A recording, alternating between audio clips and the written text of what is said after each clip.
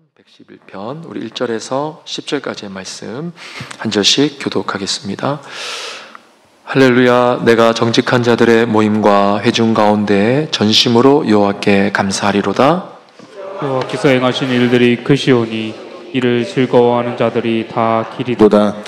그의 행하시는 일이 존귀하고 어미하며 그의 의가 영원히 서 있도다. 그의 기적을 사람이 기억하게 하셨으니 여호와는 은혜로우시고 자비로우시도다. 여호와께서 자기를 경외하는 자들에게 양식을 주시며 그의 언약을 영원히 기억하시리로다. 그가 그들에게 문나라의 기업을 주사 그가 행하시는 일의 능력을 그들에게 알리셨도다. 그의 손이 하는 일은 진실과 정이며 그의 법도는 다 확실하니 영원 무궁토록 정하신 바요 진실과 정의로 행하신 바로다. 여호와께서 그의 백성을 속량하시며 그의 언약을 영원히 세우셨으니 그의 이름이 거룩하고 지존하시도다. 여호와를 경외함이 지혜의 근본이라. 그의 계명을 지키는 자는 다 훌륭한 지각을 가진 자이니 여호와를 찬양함이 영원히 계속되리로다. 아멘. 할렐루야.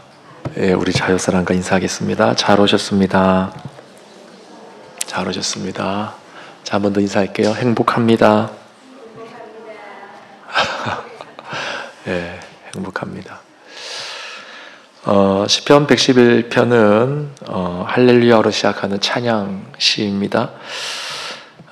이 시는 이제 알파벳 시라고 불려집니다. 제가 지난번에 알파벳 시가 뭔지 한번 설명한 적이 있는데 시편은 이 알파벳 시가 몇 군데 나와요. 알파벳 시가 뭐냐면 각 행이 히브리어 알파벳 순서대로 이제 시작을 한다고 해서 알파벳이라고 그럽니다. 예. 그러니까 히브리어 자음은 총 22개거든요. 그러니까 각 행이 알파벳 첫 글자로 시작한다는 뜻이에요. 예. 오늘 본문이 총 몇 절로 돼 있죠? 10절로 돼 있습니다. 히브리어 자음은 총 22개인데 10절이다. 좀 이상하죠? 예. 이건 생략된 게 아니라 각 절이 두 행씩 이루어져 있기 때문에 그렇습니다.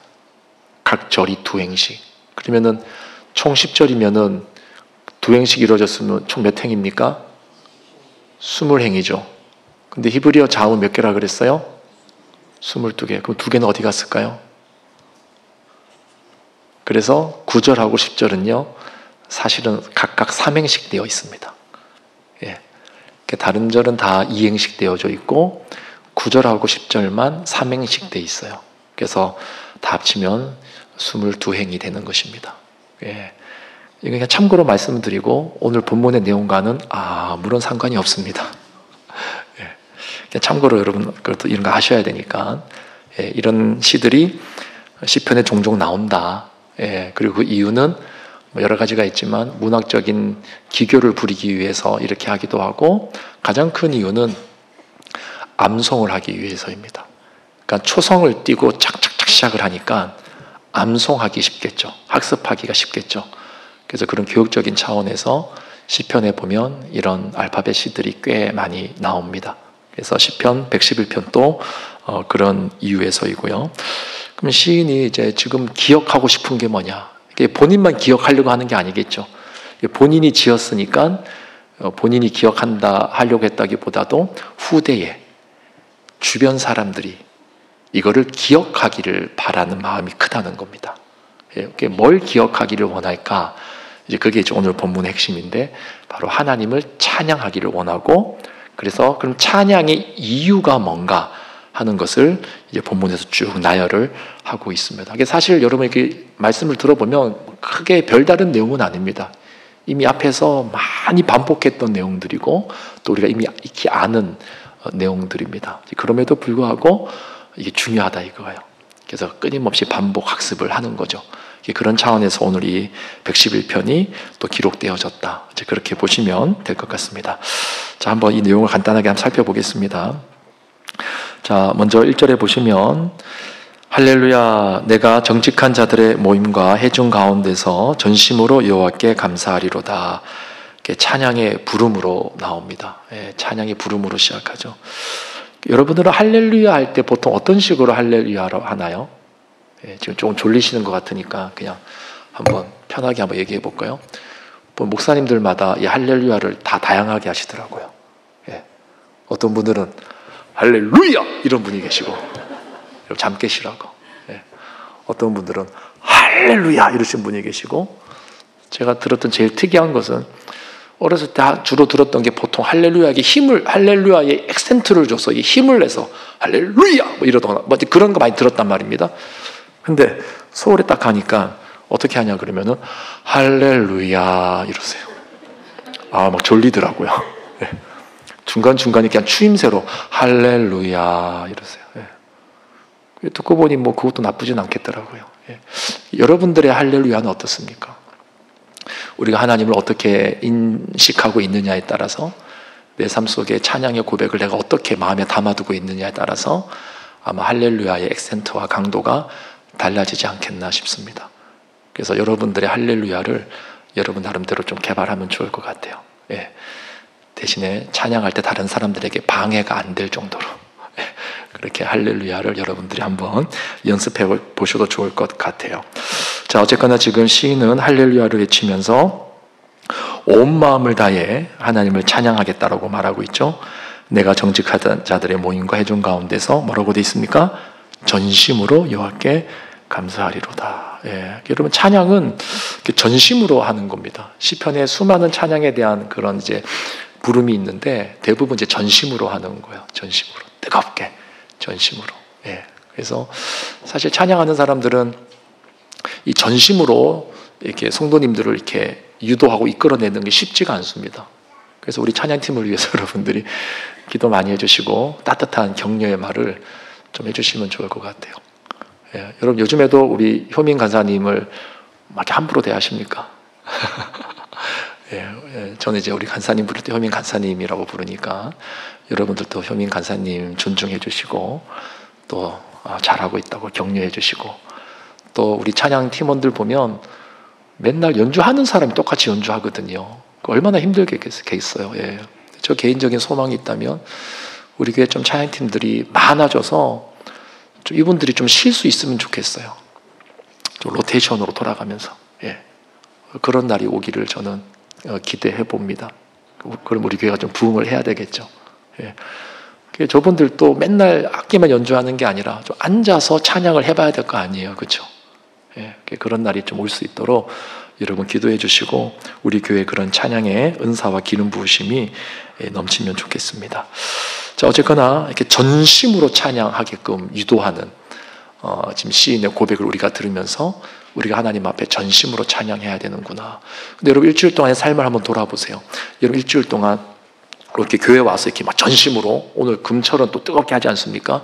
근데 평소에 여러분들이 막 전심으로 찬양을 잘 안 하시죠? 제가 뭐 가수 평가한다고 생각하지 않습니다. 그냥 우리가 삶이 바쁘고 지치다 보니까 그런 모습이 많이 있는 것 같아요. 전심으로 잘 하지 않아요. 그래서 여러분 개인의 기도의 골방을 꼭 좀 찾아가십시오. 그 개인 그 기도 골방을 만드셔가지고 정말 아무도 보는 이 없을 때 막 전심으로 막 찬양하고. 어떤 성도님은 이제 전에 그런 고백을 하더라고요. 운전을 하고 가다가 한번 뜨겁게 막 찬양을 했대요. 막 불렀대요, 찬양을. 그냥 아무도 듣는 사람이 없으니까 차 안에서는 막 부르짖잖아요, 찬양을. 아마 이런 경험하신 분들이 꽤 있을 겁니다. 저도 그런 적이 있는데. 그때 또 하나님이 주신 은혜가 있더라고요. 그래서 여러분 찬양은 전심으로 하나님 앞에 그렇게 하는 것입니다. 자, 특별히 시인은 전심으로 찬양을 하는데 정직한 자의 모임과 회중 가운데서 여호와를 찬양하겠다라고 고백합니다. 이 말은 뭐예요? 공개적인 자리에서 찬양한다는 거죠. 그러니까 공개적인 자리에서 자기를 뭐 과시하려고 찬양하겠습니까? 아니잖아요. 공개적인 자리에서 하나님을 얼마나 사랑하고 경배하는지를 내가 너무 고백하고 싶은 거죠. 그러니까 어떻게 보면 압도되어지는 어떤 성령의 그 압도하심이라고 해야 될까요? 그래서 이 공개적인 자리에서 고백할 수밖에 없는, 그걸 말하는 겁니다. 절대로 자랑하려고 하는 게 아니고. 제가 학창시절에 하나님의 은혜를 크게 경험했을 때가 있는데, 그때가 이제 개척교회를 섬길 때였는데 성도님들이 뭐 한 30-40명 정도 안 됐었던 것 같아요. 한 이제 의자는 양쪽에 2개 정도, 2 라인 정도 있는 2층에 조그만 상가, 본당 하나가 그냥 상가 하나예요. 그냥 조그맣니다. 근데 거기서 이제 예배를 하면은 예배하는 모습이 다 드러난단 말이에요. 예. 근데 그때 제가 고등학교 3학년 때였던 것 같아요. 근데 그때 은혜를 너무 크게 받아가지고 찬양을 하는데 그 하나님의 그 임재가 느껴진다라고 하죠. 예. 하나님의 임재가 느껴진다라는 표현이 맞을 것 같은데 그 압도하는 임재하심 앞에서 제가 앉아 있을 수가 없는 거예요. 아마 여러분 그런 경험 해보신 적 있을 겁니다. 예. 그러니까 무릎을 꿇지 않고는 견딜 수 없는 그런 어떤 마음의 그 충만한 그런 것들 있잖아요. 그래서 이제 막 그 순간에 너무 무릎을 꿇고 하나님을 경배하고 싶은데 이제 교회가 좁고 사람들이 이렇게 다 보이다 보니까 혹시 예배 방해가 될까봐 제가 어떻게 했냐면 혼자 조용히 이제 나왔어요. 그리고 이제 뒤에 제일 뒤에 사람이 안 보이니까 뒤에 가가지고 거기서 이제 무릎 꿇고 손 들고 막 하나님을 그 공예배 시간에 찬양했던 기억이 나요. 지금 생각해 보면 그때 무슨 정신으로 그렇게 했나 싶죠. 그게 이제 성령이 취할 때 나타나는 모습이라고 생각하는 거죠.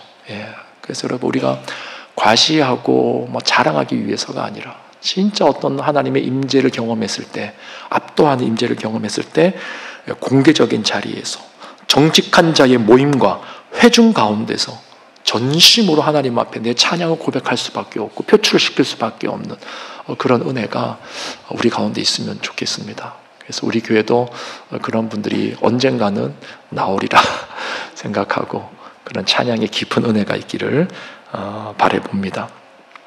자, 그리고 이제 2절, 4절을 보시면 이제 시인이 찬양하고자 하는 이제 이유를 이제 쭉 나열을 하는데요.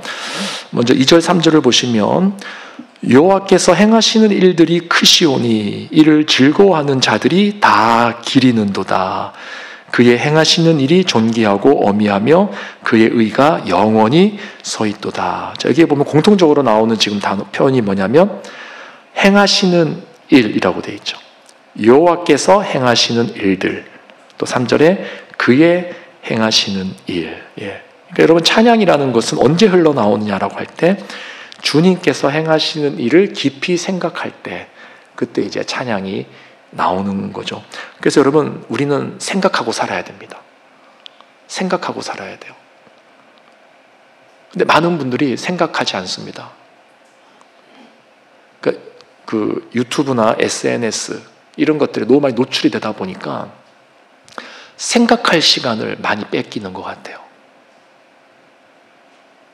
그리고 그 유튜브나 SNS를 보는 사람들의 특징이 뭐냐면 당장에 이 고민이 있고 힘들 때 이 생각을 잊고 싶어서 이거 본단 말입니다. 잠시 생각을 잊는 거예요. 근데 다 보고 나면은 생각을 하느냐? 안 해요. 또 자신의 생각을 분산시킬 만한 다른 것을 또 찾아갑니다. 그래서 우리가 하는 생각이라고 가만히 보면 속상한 생각, 누구의 관계 속에서 내가 상처받은 생각, 시험에 든 생각, 주로 그런 생각들만 해요. 여러분 한 주간 동안 여러분들이 하나님이 하신 일에 대해서 얼마나 많이 생각하셨는지 한번 돌아보시면 좋을 것 같아요. 우리는 생각을 잘 안 해요. 하나님이 하신 일에 대해서. 여러분 여호와께서 행하신 일은 우리가 생각할 때 흘러나오는 겁니다. 그 일을 생각할 수 있어야 되는 거예요. 오늘 본문에서 시인이 말하는 여호와께서 행하시는 일은 단연코 이스라엘의 역사 속에서 하나님이 베푸신 구원의 역사입니다. 이게 바로 출애굽 역사이죠. 출애굽 역사. 이 시인뿐만 아니라 시편을 보면 성경을 보면 하나님께서 출애굽 가운데 행하신 일들을 기억하고 생각하는 장면들이 너무너무 많이 나오죠. 그래서 시인은 과거 이스라엘 가운데 행하신 일들을 기억하면서 하나님을 기리고자 하는 겁니다. 그래서 기억할 때 기릴 수 있는 거예요. 기억할 때 기념할 수 있는 겁니다. 우리도 마찬가지입니다. 우리의 찬양은 현재의 이유뿐만 아니라 과거에 행하신 하나님의 일들까지도 기억하면서 고백되어야 될 찬양이라는 것이죠. 저기 4절을 보시면 그의 기적을 사람이 기억하게 하셨으니 여호와는 은혜로우시고 자비로우시도다. 여기 뭐라고 되어 있습니까? 그의 기적을 사람이 뭐라고 되어 있어요? 기억하게 하셨어요. 그러니까 주님은 우리가 기억하기를 원하시는 거죠. 주님이 행하신 일들을 기억하고 그것으로 주님을 계속 찬양하기를 원하시는 거죠. 근데 우리는 자주 잊습니다. 망각합니다. 이제 몽골 다녀와서 되게 좋았었거든요. 아주 좋았었거든요. 근데 벌써 또 기억이 가물가물해져요. 우린 자꾸 잊는 거예요. 자꾸 잊는 거예요. 성도님들하고 대화하다 보면 목사님 은혜 받았습니다. 너무 감사합니다. 라고 고백하고 간증하신 분의 그 이야기가 불과 얼마 전인데 또 이제 와서 너무 힘들어 죽겠습니다. 하나님 나에게 왜 이러신지 모르겠습니다. 이런 패턴. 이게 뭐 비일비재하죠. 저도 그렇습니다. 예. 그런데 기억하지 않은 거죠. 예. 저도 잘 못해요. 예. 근데 이런 말씀을 보면서 또 깨닫는 겁니다. 또 반성하고 하나님, 내가 잊어버렸군요. 또 그러는 거죠. 그래서 우리가 기억해야 되는 거죠. 기억한다는 것은 과거에 매여 있으라는 말이 아니라 하나님이 행하신 일과 그분이 베푸신 은혜를 분명히 간직하고 있어야 되는 거죠. 앞서 말씀드린 것처럼 현대사회는 볼거리가 너무 많고 화려하고 재미난 것들이 너무 많아요. 그리고 걱정과 불안과 염려도 너무 많은 시대를 우리가 살아가고 있습니다. 그래서 우리는 늘 잊어요. 예. 하나님이 우리에게 베풀어 주신 은혜가 얼마나 귀하고 컸던지 잊어요. 자꾸 잊어요. 예. 안타깝죠? 하나님은 이스라엘 백성들이 과거 출애굽의 은혜를 잊을까 봐 성경을 통해서 계속해서 반복하고 계시는 겁니다. 출애굽의 이야기를 반복하시는 거죠. 그래서 우리도 성경을 가까이 해야 되는 겁니다. 그래서 저도 사실 이런 말씀을 전할 때 제가 서두에 말씀드린 것처럼 여러분 다 아시는 이야기라고 제가 말씀드렸잖아요. 그래서 이런 본문 할 때마다 설교자는 조금 힘듭니다. 다 아는 이야기 또 해서 뭐하나. 사실 설교자는 꽤 좀 힘들 때가 있어요. 그런데 아주 새로운 본문. 성도님들 이거 잘 모르겠지? 그런데 내가 발견해서 잘 요리를 해서 탁 내놓으면 다들 새로워하시겠지? 이제 그런 본문이 있으면 또 되게 좋아요. 하나 낚았다 이런 느낌이 들 때가 있어요. 근데 늘상 나오는 이야기를 또 하려고 그러면 그 쉽지 않은 거거든요. 근데 사실 성경은 늘상 하던 이야기의 반복이에요. 성경 자체가. 그래서 필사하시는 분들 아시겠지만 필사하시면서 새로운 것들을 깨달을 때도 참 많지만 결국 큰 맥락은 뭡니까? 반복이거든요. 계속 같은 거에 반복이라는 거죠. 그래서 우리는 성경을 가까이 해야 되는 것입니다. 성경을 가까이 하고 말씀을 가까이 해야 우리가 잊고 있던 하나님의 은혜를 다시금 떠올리게 되는 거죠. 그래서 때로는 하나님 그거 너무 식상한데요. 다 아는 이야기 제가 또 해야 됩니까? 라고 하고 말을 했는데 또 어떨 때는 그 식상한 이야기를 듣고 또 새롭게 하나님 은혜를 다지는 분들이 계시단 말이에요. 그러니까 그 한 사람을 위해서 하나님은 또 말하게끔 하시는 거죠. 여러분 예레미야 선지자가 남유다가 망할 시점에 계속 똑같은 이야기를 반복했어요. 계속 똑같은 이야기를 반복했어요. 망할 거다. 망하지 않으려면 하나님의 과거의 은혜를 기억해라. 그렇지 않으면 망할 거다. 옛적기 선한 길을 돌아와라. 그렇지 않으면 망할 거다. 계속 반복이에요. 이게 너무 반복이 되니까 사람들이 식상한 겁니다. 식상하고 예레미야 말을 아예 귀등으로 듣지 않았어요. 그러나 여러분 하나님의 방법은 뭐냐면 반복이에요. 하나님의 방법은 반복이라는 사실을 여러분들이 아셔야 됩니다. 그래서 신앙생활을 할 때 특별한 은혜를 우리가 자꾸 이렇게 뭔가 원하는 경향이 있는데 여러분들이 분명히 아셔야 될 게 뭐냐면 하나님이 여러분에게 어떤 특별한 첫사랑을 이렇게 주실 때가 있잖아요. 특별한 은혜를 체험하게 하실 때가 있잖아요. 근데 그게 여러분 계속 꾸준히 지속이 되던가요? 그렇지 않습니다. 절대로 그렇지 않아요. 가끔 그런 분이 계실 수는 있겠지만 제 경험상 또 제가 만난 수많은 성도님들을 보건대 그 경험이 쭉 가시는 분들은 제가 잘 본 적이 없어요. 근데 하나님께서 그런 경험을 주신 이유가 뭘까요? 그게 이제 우리의 기준이 되는 거예요. 하나님의 완벽한 기준은 아니지만 그래도 내가 이 땅을 살아가면서 내가 전심으로 하나님을 사랑하고 하나님을 따라가는 제자의 삶을 산다고 했을 때 내 수준과 내 상황에서 내가 나름대로 하나님 앞에 최선을 다해서 내 사랑을 고백할 수 있는 나의 수준을 하나님께서 정해주시는 거예요. 기준을 정해주시는 거예요. 우리는 그 기준에 도달하기 위해서 날마다 달려나가야 되는 거예요. 예. 그러니까 이 은혜가 똑같이 오지 않는다는 거예요. 이 첫사랑의 은혜가. 단지 이것을 기준 삼아서 이것이 표대가 되어서 우리가 계속해서 달려나갈 때 하나님이 쓰시는 방법이 뭐냐? 그럼 반복이에요. 여러분, 기도는 반복하는 거죠. 성경 말씀은 반복해서 보는 거죠. 묵상 반복해서 하는 거죠. 훈련, 섬김, 헌신 반복해서 하는 거죠. 헌금 반복해서 하는 거죠. 다 반복해서 하는 거예요.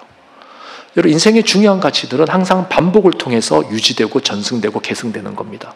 그렇지 않습니까? 모든 게 다 그래요. 우리의 언어도 반복이죠. 외국어를 배우고자 할 때도 반복이죠. 자녀 교육, 잔소리 반복이죠.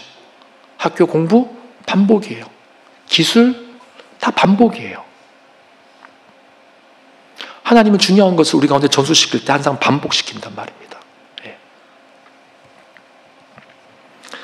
자, 그리고 또 이제 5절에서 9절을 보시면 하나님을 찬양하고자 하는 보다 구체적인 이유들이 나옵니다. 5절을 보시면 여호와께서 자기를 경외하는 자들에게 양식을 주시며 그의 언약을 영원히 기억하시리로다. 자, 여기 보니까 이제 양식을 주셨다라고 되어 있습니다. 이 양식은 출애굽 광야 때, 출애굽 시절 광야에서 이스라엘이 경험한 만나 이미 분명합니다. 하나님은 그들에게 양식을 주셨다는 거죠. 이게 감사의 제목인 거죠. 찬양의 제목인 거죠. 또 두 번째는 뭐냐면 그의 언약을 영원히 기억하시리로다. 그러니까 만나를 주실 뿐만 아니라 하나님은 시내산에서 이스라엘 백성들과 언약을 맺으셨습니다. 예, 언약을 맺으셨어요. 이것이 시인의 찬양의 제목이라는 거죠. 근데 이 언약이 내포하는 의미가 뭐냐? 이게 하나님은 잊지 않으신다는 거예요. 그러니까 성경에서 언약을 강조할 때 반드시 내포하는 의미는 뭐냐? 너희들은 잊을지라도 나는 잊지 않는다. 그러니까 하나님은 우리가 계속해서 기억해내기를 원하시는 거예요. 우리가 까먹을 거 아시지만, 우리가 망각할 거 아시지만, 그럼에도 불구하고 자꾸 하나님이 이 언약을 갖고 나오셔가지고 너희들은 잊을지 몰라도 나는 너를 잊지 않아. 이 말은 뭐예요? 너희들도 기억해내야 된다, 그 말이잖아요. 그래서 이것을 지금 찬양의 제목으로 삼고 있는 겁니다. 여러분, 입장 바꿔놓고 생각해 보십시오. 나와 상대가 약속을 했어요. 근데 상대는 나와 약속을 잊지 않고 꾸준히 그 일을 해주는데 나는 잊어버린 거예요. 근데 나중에 그 사실을 알게 됐어요. 얼마나 창피하겠습니까? 얼마나 민망하고 그렇겠어요. 예. 하나님이 그렇게 우리 가운데 역사하고 계시다는 거죠. 예. 제가 한번 서운했던 적이 있어요. 이제 청년 시절에 이제 러시아로 단기 선교를 갔다 온 적이 있는데 거기 선교사님이 굉장히 몸이 아프고 또 귀에 뭐 이명 같은 것도 있고 굉장히 이제 선교 사역을 계속해서 이어나가기가 힘든 상황에 어떤 병을 갖고 계신 그 이야기를 듣고 그때 기도 부탁을 하셨어요. 그때 워낙 또 이제 순수하고 뜨거울 때라 제가 그분을 위해서 날마다 진짜 기도했어요. 날마다 잊지 않고. 그러다 그 다음에 이제 그분을 만날 기회가 생겼어요. 근데 너무 건강해지신 거예요. 네. 그래가지고 제가 이제 기도했다고 그때 기도 부탁하셔서 기도했다고 했는데 그분이 그 사실을 모르고 계시는 거예요. 기도 부탁한 사실을 모르고 계시는 거예요. 서운하더라고요, 은근히. 감사한데 회복이 됐으니까 너무 감사한데 예, 그 러시아 극동쪽 우슬리스크라는 지역에 있던 제가 성함은 안 밝히겠습니다. 그분이신데 너무 감사한데도 되게 한쪽이 싸해진 서운함이 섭섭마귀가 막 들어오려고 막 그러더라고요. 네. 여러분, 한쪽은 신실하게 그 약속을 계속 지켜주는데 다른 한쪽은 그걸 잊었다고 생각해 보세요. 얼마나 섭섭하겠습니까? 근데 하나님은 그거 아신다는 거죠. 하나님은 우리를 향해서 언약을 말씀하시면서 내가 이 언약을 영원히 기억하고 있다. 나는 끝까지 너희들에게 신실하다. 하나님은 계속해서 이렇게 나가오시는데 우리는 자꾸 잊고 또 잊는 거예요. 물론 뭐 하나님이 섭섭해 하시는 분은 아니지만 입장 바꿔놓고 한번 생각해 보자는 거죠. 그래서 여러분들도 기억해내셔야 돼요. 기억해내셔야 돼요. 기억하시고 그걸 가지고 하나님 앞에 감사의 제목으로 다시 한 번 더 찬양의 찬양의 물꼬를 틀어야 되는 것입니다. 자, 그리고 6절에 보시면 그가 그들에게 문나라의 기업을 주사 그가 행하시는 일의 능력을 그들에게 알리셨도다, 이렇게 되어져 있습니다. 그가 그들에게 문나라의 기업을 주사 그가 행하시는 일의 능력을 그들에게 알리셨도다. 자, 앞에서는 만나 사건을 이야기했고 또 시내산 언약 사건을 얘기했어요. 여기에서 이제 문나라의 기업을 주셨다라는 말은 무슨 말일까요? 약속의 땅을 주셨다는 말이에요. 양식을 주셨을 뿐만 아니라 가나안 땅, 약속의 땅, 그 문나라의 기업도 하나님이 주신 겁니다. 죄악으로 가득 차 있던 그 가나안 땅 사람들을 몰아내시고 그 땅을 기업으로 주신 거죠. 이건 역시도 언약의 진실한 하나님을 드러내 주시는 거죠. 이미 수백 년 전 아브라함과 맺었던 그 언약, 네가 밟는 땅을 다 주겠다라고 한 그 언약, 그 신실한 언약의 근거에서 하나님이 지금 또 이 땅을 주셨다라고 시인이 고백하고 있는 것입니다. 여러분, 그래서 우리가 하나님의 언약을 생각할 때는 두 가지를 생각해야 됩니다. 첫 번째는 앞서 말씀드린 것처럼 기억해내야 된다는 것. 두 번째는 뭐냐면 하나님이 신실하시다는 것. 하나님이 신실한 분임을 하나님 우리에게 말씀하실 때 언약이란 말을 자꾸 사용하시는 거예요. 우리도 마찬가지죠. 하나님은 수백 년 전 아브라함과의 그 언약을 생각하셔서 한참 시간이 지난 다음에 그 자녀들에게 문나라의 땅을 주신 것처럼 지금 또 하나님은 2000년 전 예수 그리스도와 맺은 십자가의 그 새 언약을 기억하셔서 앞으로 우리에게 천국을 보장해 주신다는 겁니다. 신실하신 하나님이시죠. 여기에 대한 찬양과 감사의 고백이 있어야 된다라고 말하고 있습니다. 자, 그리고 이제 7절, 8절을 보시면 이제 시인의 또 다른 찬양의 제목이 나오는데 그게 뭐냐면 하나님의 진실과 정의입니다. 7절, 8절. 그의 손이 하는 일은 진실과 정의이며 그의 법도는 다 확실하니 영원 무궁토록 정하신 바요 진실과 정의로 행하신 바로다.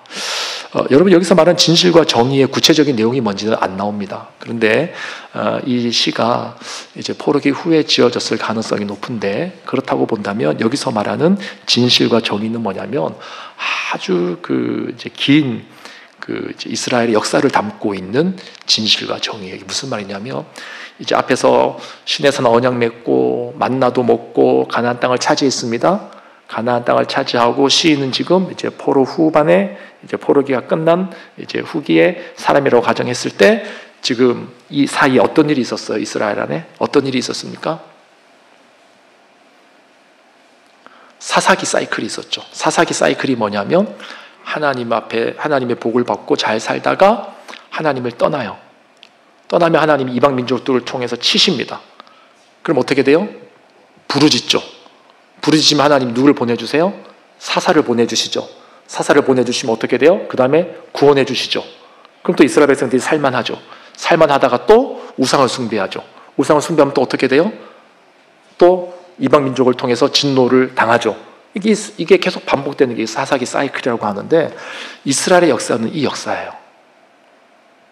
사사기 때 그 모습이 샘플이라면 이제 사사기 이후에 사무엘이 세워지고 사울왕이 세워지고 다윗이 세워지고 솔로몬이 딱 되면서부터 남유다와 북이스라엘 왕국으로 갈라지기 시작하면서 이제 이 역사가 계속 반복이 되는 겁니다. 그래서 마지막에 북이스라엘은 아수르에 의해서 망하고 또 시간이 지나서 남유다는 누구에 망합니까? 바벨론에 의해서 망하죠.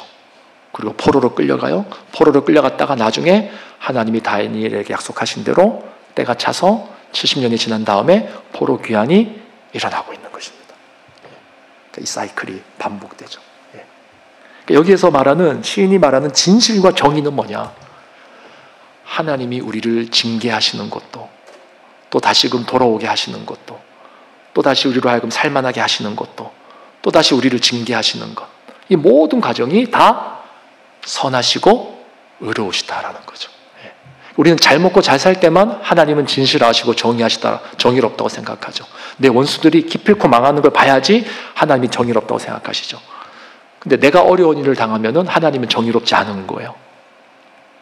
근데 그게 아닙니다. 이 시인의 고백은 모든 것이 하나님의 뜻 가운데 이루어지고 있기에 내가 징계당한 것, 고통당하는 것, 또 회복당하는 것, 회복이 일어나는 것, 또 징계당하고 고통당하고, 이 모든 게 다 하나님의 진실과 정의에 의해서 이루어지는 거라는 거죠. 이제 이 사상이 이제 신약에 딱 와서 한마디로 딱 정의되는 게 그거예요. 모든 것을 합력하여 선을 이루신다. 예. 그러니까 하나님은 진실하고 정의로우신 분인 거예요. 그것을 찬양하지 않을 수 없다는 겁니다. 자, 그리고 이제 9절, 이제 10절 거의 다 왔습니다. 9절에서 여호와께서 그의 백성을 성량하시며 그의 언약을 영원히 세우셨으니 그의 이름이 거룩하고 지존하시도다. 자, 또다시 출애굽 이야기로 돌아갑니다. 여호와께서 그의 백성을 성량하셨다는 것은 출애굽을 말하는 겁니다. 주님께서 이스라엘 백성을 속박에서 해방시키셨고 영구적이고 취소 불가능한 언약을 통해서 그 백성을 그들을 이스라엘 백성을 하나님의 백성으로 삼으셨다는 거예요. 우리는 찬양할 수밖에 없는 거죠. 마지막으로 10절에 보시면 여호와를 경외함이 지혜의 근본이라 그의 계명을 지키는 자는 다 훌륭한 지각을 가진 자니 여호와를 찬양함이 영원히 계속되리로다. 자, 이게 특이한 점이 뭐냐면 다른 찬양시들은 할렐루야로 시작해서 보통 할렐루야로 끝날 때가 많습니다. 할렐루야 시작해서 마지막에도 여호와를 찬양할지어다. 이렇게 보통 끝이 나는데 이 시편 111편은 좀 특이한 게 찬양으로 딱 시작해서 마지막에 잠언으로 끝이 나요. 다 알고 있는 일종의 격언으로 끝이 납니다. 그 결론이 뭐냐면 여호와를 경외함이 지혜의 근본이라. 예. 여기서 말한 여호와를 경외함이 뭡니까? 찬양이라는 거죠. 찬양. 예. 전심으로 하나님이 하신 일들을 기억하고 그분의 신실하심을 믿음으로 선포하고 찬양할 때 그 여호와를 경외하는 모습인 거예요. 근데 그게 지혜라는 겁니다. 지혜. 그의 계명을 지키는 자는 다 훌륭한 지각을 가진 자이니 여호와를 찬양함이 영원히 계속되리로다. 훌륭한 지각은 성경에서 말하는 훌륭한 지각을 가진 사람은 누구냐? 찬양하는 사람이에요. 예, 교회에서만 찬양하는 게 아니라 평소에 혼자 있을 때도.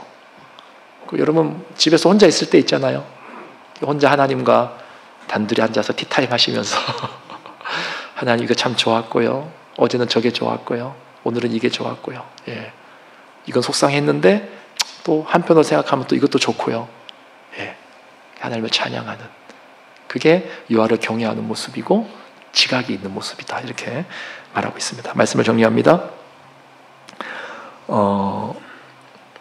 오늘 이 시에 제가 중요한 특징 하나를 말씀을 안 드렸는데 중요한 특징이 하나가 있습니다. 이게 뭐냐면 이 시에서 지금 계속해서 반복되어지는 표현이 하나가 있어요. 한번 보십시오. 계속해서 반복되는 표현이 하나가 있습니다. 혹시 발견하셨습니까?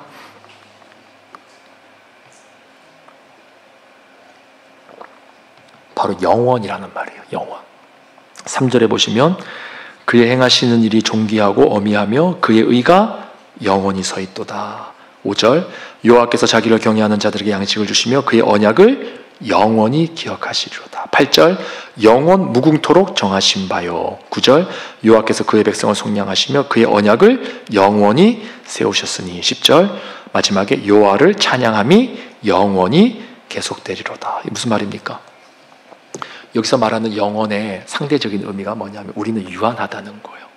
하나님은 영원한데 우리는 유한한 거예요. 그래서 이 영원하심 안에 유한한 우리를 불쌍히 여겨주시는 하나님의 긍휼과 자비하심이 이렇게 들어있다는 겁니다. 그러니까 이게 좀 약간 당돌한 표현일 수 있는데 이런 거예요. 하나님, 나는 유한한데 하나님은 영원하잖아요. 그러니까 하나님 내 인생의 긍휼과 자비를 베풀어 주세요. 그 말이에요. 예, 좀 당돌하죠. 예. 어차피 나는 유한하고 어차피 나는 보잘것없고 어차피 나는 안 되는데 하나님은 영원하시잖아요. 그러니까 저에게 긍휼과 자비를 베풀어 주세요. 그 말인 거예요. 지금. 예. 다시 말해서 우리가 하나님을 찬양하면 찬양할수록 영원하신 하나님 앞에서 우리 자신이 얼마나 작은 존재인가 하는 것을 깨닫게 된다는 겁니다. 찬양의 결론은 뭐냐? 찬양할 때 내 자신이 작아지는 거예요. 막 찬양하면서 막 감정이 막 이렇게 뜨거워지고 막 감정이 고조되고 하는, 여러분 그게 찬양의 결론이 아닙니다. 진짜 우리가 찬양을 깊이 하나님과 그 만나는 찬양을 했을 때 나타나오는 반응은 뭐예요? 눈물 아닙니까? 내 자신이 너무 초라하게 느껴지고 너무 작게 느껴지고, 근데 나 같은 자에게 이런 찬양할 수 있는, 고백을 할 수 있는, 그러니까 그때부터는 이제 찬양이 노래가 아닌 거예요. 찬양이 노래가 아니라 그 경지에 딱, 그 경지란 표기긴 하지만 그 단계로 딱 들어가는 순간 찬양은 더 이상 노래가 아니라 하나님 앞에서 내가 이렇게 고백하는 정말 입술의 고백이 되는 거죠. 하나님과 대화하는 거죠. 찬양을 통해서 대화하는 거죠. 그 가사를 가지고 대화하는 거죠. 그래요, 하나님, 저는 이런 사람이에요. 저는 이런 모습이에요. 네. 그 아주 진한 구구절절한 마음의 고백을 통해서 하나님과 진한 대화가 이루어지는, 거기서 우리 자신이 얼마나 작은 존재인가 하는 것을 알게 되는 것입니다. 그리고 이제 이 경험 속에서 하나님의 은혜가 확 임할 때, 이제 거기에서 이제 우리 안이 풍성해지는 은혜를 경험하는 거죠. 이 작은 나를 하나님이 가득 채워주시는. 예. 여러분, 전심으로 찬양하시고 우리 삶 속에 또 우리 교회에 이런 찬양의 놀라운 은혜가 가득 차기를 주님의 이름으로 축복합니다. 예, 우리 시간 마지막으로 찬양하고 각자 기도 제목으로 함께 기도하면 좋겠는데요. 시간이 좀 많이 가서 무슨 찬양을 해야 될까요? 제가 두 곡을 준비했는데, 자, 우리 왕 대신 주께 감사하세요. 우리 찬양 합시다. 우리 박수 치면서 찬양하겠습니다.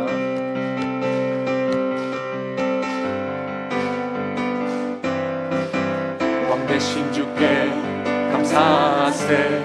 그 사랑 영원하리라. 모든 것 위에 뛰어나신 주, 그 사랑 영원하리라. 찬양, 찬양, 찬양, 찬양, 찬양. 다시 한 번 더. 왕 대신 주께, 왕 대신 주께 감사하세.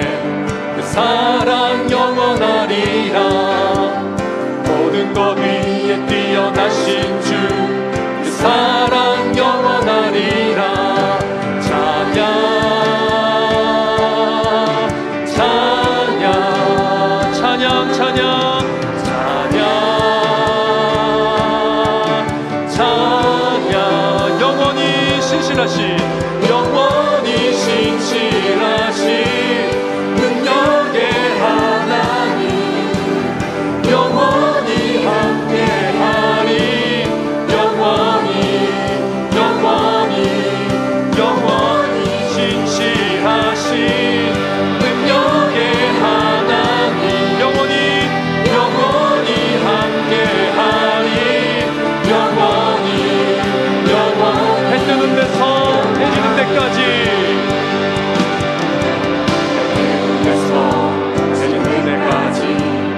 사랑 영원하리라. 주대로 우리 걸어가리. 그 사랑 영원하리라. 찬양, 찬양, 찬양, 찬양, 찬양, 찬양. 처음부터 왕 대신 주께 감사하세. 왕 대신 주께 감사하세. 사랑 영원하리라. 모든 것 위에 뛰어나신 주, 그 사랑 영원하리라. 찬양,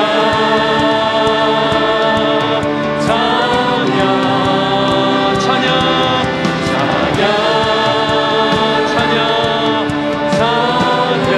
영원히 신실하신, 영원히 신실하신 능력의 하나님, 영원히 함께하리. 영원히, 영원히, 영원히 신실하신 능력의 하나님, 영원히 함께하리. 영원히. 다시 한 번 더. 영원히 신실하신, 영원히 신실하신 능력의 하나님, 영원히 함께하리. 영원히, 영원히, 영원히.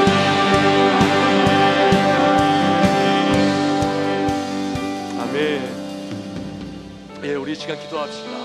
제가 시간이 너무 많이 가서 또 찬양하기 힘들 것 같고, 이 시간 우리 합심으로 한번 기도할 때 오늘 설교 말씀을 들으면서 참 내 안에 지금 부족한 것이 뭔가 아마 하나님께서 성령께서 깨닫게 하시고 또 도전을 주시는 부분들이 아마 있을 거라고 생각을 합니다. 하나님, 우리 안에 하나님 영원한 언약을 기억하고 하나님이 선하시고 하나님 우리의 모든 것들을 채우시고 이끌어 가시는 영원하신 하나님을 우리가 기억하며 그 언약에 신실하신 하나님 앞에서 하나님 찬양과 감사의 고백을 잃어버리지 않고 다시금 뜨겁게 회복할 수 있는 우리 자신이 될 수 있도록, 또 우리 주변에 여러 가지 삶의 어려움으로 좌절하고 낭망에 계신 분들이 있다면 하나님 앞에 이 찬양과 감사의 능력이 회복되어질 수 있도록 우리 그분들을 위해서도 함께 기도하시고 여러분 각자를 위해서 기도하시고 마지막 여러분 기도 제목으로 마무리하시고 돌아가시면 되겠습니다. 다 함께 주의 이름을 크게 한번 부르고 다 함께 기도합시다. 주여